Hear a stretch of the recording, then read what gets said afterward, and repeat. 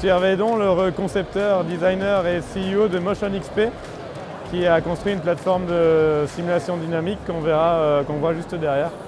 Donc l'idée a commencé il y a très longtemps, il y a une vingtaine d'années, car je voulais être pilote de chasse.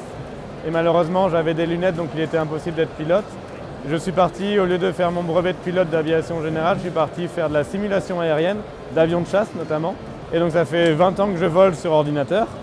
Et il y a 6 ans, quand je suis passé en réalité virtuelle, c'était génial parce qu'on voyait l'avion, on avait envie de toucher, mais on était malade et on ne ressentait pas l'avion. Alors il y a 2 problèmes dans la simulation sans mouvement aujourd'hui. Le premier, c'est que vous êtes malade, puisque les yeux voient quelque chose qui bouge et pas votre oreille interne. Et donc vous êtes malade, ça c'est le premier problème, ce qu'on appelle le motion sickness. Et le deuxième problème, alors c'est moins grave, mais c'est le fait que vous ne ressentez pas ce qui se passe. C'est-à-dire que quand vous freinez, vous ne ressentez pas que vous freinez, quand vous accélérez non plus. Quand vous êtes catapulté d'un porte-avions, vous ne le sentez pas, vous pouvez prendre votre café à côté. Et donc à l'époque, il y a 5 ans, j'ai cherché un produit sur le marché pour pouvoir faire bouger, me faire bouger. Et j'ai rien trouvé qui me convenait. Et donc il y a 5 ans, j'ai créé un premier simulateur sur Vérin, identique à celui qui est derrière moi, mais très compliqué à faire. Et il y a 1 an et demi, je me suis dit, je vais faire exactement le même, mais en mode Lego technique, en mode Ikea.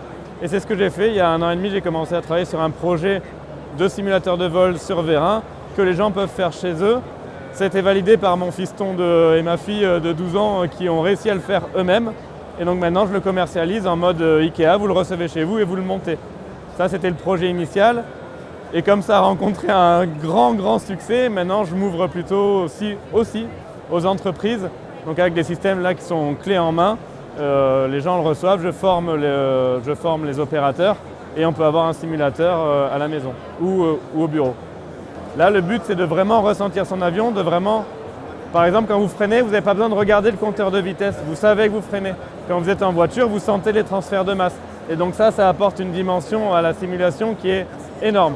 Que ce soit en termes d'amusement et aussi en termes de formation et d'entraînement des pilotes de voiture ou d'avion par exemple. Les mouvements sont fluides, rapides, souples et ça permet du coup d'avoir des très bonnes sensations qui règlent le problème du motion sickness et qui aussi font vivre une expérience hors du commun. Alors il y a 2 modèles, celui-là c'est le plus gros qui permet d'avoir des angles jusqu'à 34 degrés à gauche, 34 degrés à droite et 35 degrés en arrière. Des mouvements aussi verticaux jusqu'à 70 cm, donc c'est énorme. Ça permet de composer tous les mouvements quand vous êtes en vol ou en voiture. Le simulateur est composé en 3 parties principales. La plateforme inférieure que vous posez au sol avec des poids ou que vous fixez au sol de votre maison. Les vérins qui sont le nerf de la guerre puisque c'est ça qui fait bouger la plateforme. Et après la plateforme supérieure sur laquelle vous mettez votre siège et vos périphériques. L'ensemble est complètement modulaire puisque ce sont des profils aluminium dans lesquels vous pouvez glisser vos composants, votre joystick, votre volant de voiture, vos pédales. Vous pouvez passer d'un mode voiture à avion en moins d'1 minute. Donc c'est vraiment très simple à mettre en œuvre et ça s'adapte à tout le monde. Un point qui est aussi tout important, c'est que bien sûr il y a la mécanique. Ça vous ne pouvez pas la changer. C'est comme quand vous achetez une voiture, vous ne pouvez pas changer de voiture. Par contre, toute la partie mouvement est entièrement paramétrable.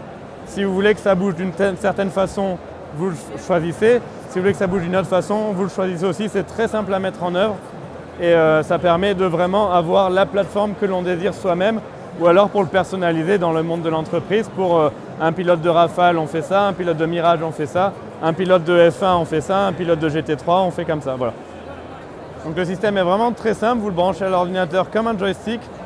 Sur un port USB, vous alimentez en électricité comme l'ordinateur aussi, sur une prise normale, ça consomme moins de 500 watts, donc c'est vraiment très simple à mettre en œuvre, tout est électrique, il n'y a pas de vérin à air, il n'y a pas de vérin à huile, et donc ça marche très bien. En termes de maintenance, c'est très simple aussi, il faut mettre un peu de graisse tous les 2 ou 3 mois, et rien d'autre à faire. Là, ce qu'on voit derrière nous, le simulateur il bouge, on en a parlé plusieurs fois, bien entendu, mais il y a plein d'autres choses qui sont là pour tromper votre cerveau. C'est ça qui vous fera complètement immerger dans la simulation. Donc notamment, il y a le tensionneur de harnais, c'est-à-dire que le harnais, il est asservi aux efforts. Quand vous prenez par exemple beaucoup de jets en avion de chasse dans un looping, vous êtes plaqué au siège. Et en voiture, c'est pareil, quand vous freinez, vous êtes vraiment plaqué, donc ça apporte de l'immersion de façon très sympathique. Et il y a un dernier système qui est un simulateur de vent. Donc en avion de chasse, ça ne sert pas à grand-chose. Par contre, si vous faites des montagnes russes, parce qu'on peut aussi mettre des montagnes russes, quand le chariot de la montagne russe commence à accélérer et que vous avez le vent dans la figure, c'est simulé aussi. Et donc vous ressentez vraiment, le but de tout ça, c'est de tromper le plus possible votre cerveau pour croire qu'on y est. Le système il a été testé par des pilotes d'avions de chasse, de Mirage, de Rafale, par des pilotes de voitures, de GT4 notamment.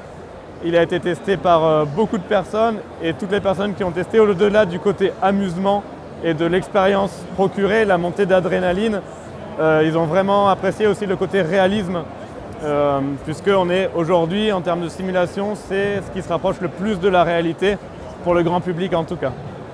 Aujourd'hui, nous sommes à Vivatech. J'ai eu l'énorme privilège d'être invité, donc merci l'équipe de Vivatech. Le simulateur a eu un énorme succès. C'est mon 4e meeting, j'ai fait Laval Virtual et d'autres meetings, mais là c'est d'une toute autre dimension. Et voilà, c'est un énorme succès, il y a la file d'attente pour l'essayer et surtout ça a été validé par différents organismes, des constructeurs aériens, etc. Et donc pour moi, c'est vraiment génial d'être ici et surtout de voir l'engouement qu'il y a autour du produit. Ce que je n'ai pas dit depuis le début, c'est que ce projet-là, je l'ai commencé dans mon garage.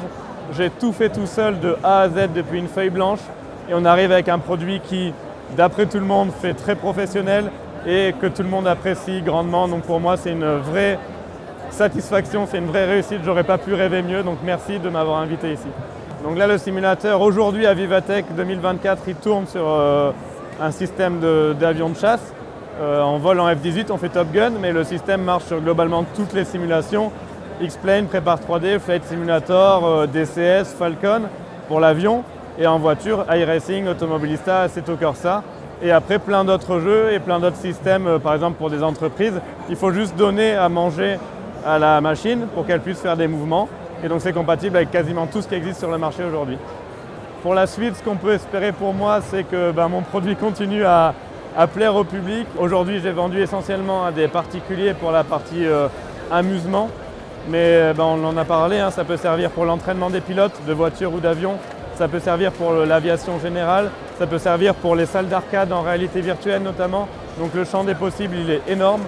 Et ce qu'on peut espérer pour moi, c'est que ça se développe et que j'en vende et qu'on puisse en profiter partout.